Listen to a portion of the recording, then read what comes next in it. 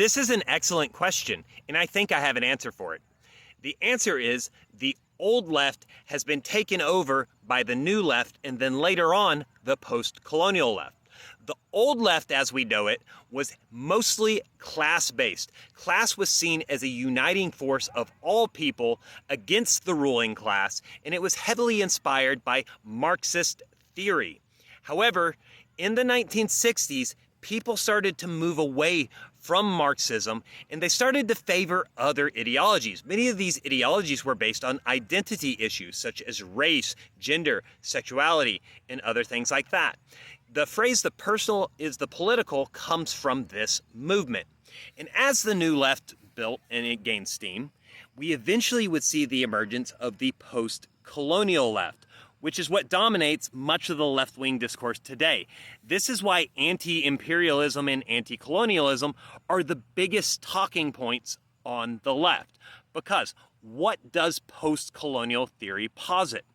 It posits that the history, the narratives, and everything else that we know in the world today is based on the colonial mindset, the colonial perspective of the world.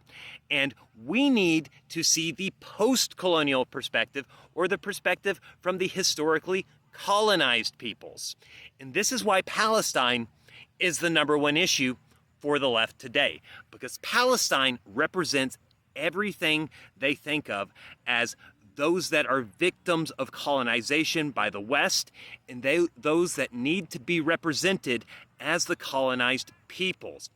And it's led to a very campist worldview when it comes to international politics and foreign policy, to where everything on the West is bad and everyone else is simply victims. That's how they rationalize the Hamas terrorist attacks, is that they're victims and they're oppressed, therefore it's justified that they attack their oppressors. And my problem with this is it's actually incredibly dogmatic. And it also just kind of ignores a lot of history, that while the West has been probably the worst colonial actor in history, they're not the only colonial actors. There was a lot of Arab colonization and imperialism as well, and also countries like Russia and Iran and China, they are acting in both imperialism and colonization themselves. So the world is actually more complex than this. There aren't good guys and bad guys like these people believe. And even when we go back to the old school left didn't not have a foreign policy position. The difference is that the old school left was universalist and internationalist, and their position was to side with the working class of all countries.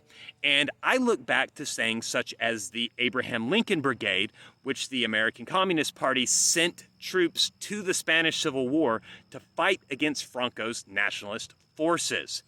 But ever since the Cold War, and especially the emergence of post-colonial theory, the left has taken a more dogmatic and anti-Western worldview, and that's what dominates leftist politics today.